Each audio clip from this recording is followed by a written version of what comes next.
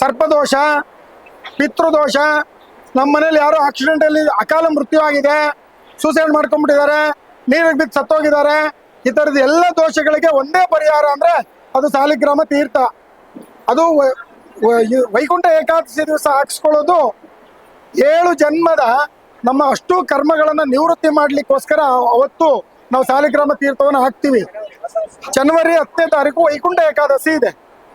ವೈಕುಂಠ ಏಕಾದಶಿ ಅಂದರೆ ಅವತ್ತು ವೈಕುಂಠ ದ್ವಾರವನ್ನು ತೆಗೆದಿರುತ್ತೆ ಅಂತ ಅರ್ಥ.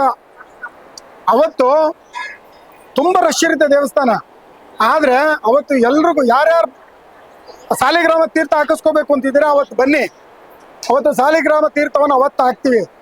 ನಾವು ವೈಕುಂಠ ನಾರಾಯಣನ ದರ್ಶನ ಮಾಡೋದೇ ಒಂದು ಕಷ್ಟ, ಅದರಲ್ಲಿ ಸಾಲಿಗ್ರಾಮ ತೀರ್ಥವನ್ನು ಹಾಕಿಸ್ಕೊಳ್ಳೋದಿದೆಯಲ್ಲ. ಯಾಕೆ ಹಾಕ್ತೀವಿ ಸಾಲಿಗ್ರಾಮ ತೀರ್ಥವನ್ನು ಅಂದರೆ ಪೂರ್ವಾರ್ಜಿತ ಕರ್ಮಫಲಗಳು 7 ಜನ್ಮದ ಹಿಂದಿನಿಂದ ಬಂದಿರತಕ್ಕಂಥ ಕರ್ಮಫಲಗಳನ್ನು ನಿವೃತ್ತಿ ಮಾಡಲಿಕ್ಕೋಸ್ಕರ ಸಾಲಿಗ್ರಾಮ ತೀರ್ಥವನ್ನು ಹಾಕ್ತೀವಿ. 10ನೇ ತಾರೀಕು ಜನವರಿ ಅವತ್ತು ಬನ್ನಿ, ಸಾಲಿಗ್ರಾಮ ತೀರ್ಥವನ್ನು ಹಾಕಿಸ್ಕೊಳ್ಳಿ. ಖಂಡಿತವಾಗ್ಲೂ ನಿಮ್ಮ ಮನೆಯ ಕಷ್ಟವನ್ನು ಆ ವೆಂಕಟರಮಣ ಮಹಾಲಕ್ಷ್ಮಿ ಸಂಪೂರ್ಣವಾಗಿ ನಿವೃತ್ತಿ ಮಾಡ್ತಾರೆ ಅನ್ನುವ ನಂಬಿಕೆ ನನಗಿದೆ.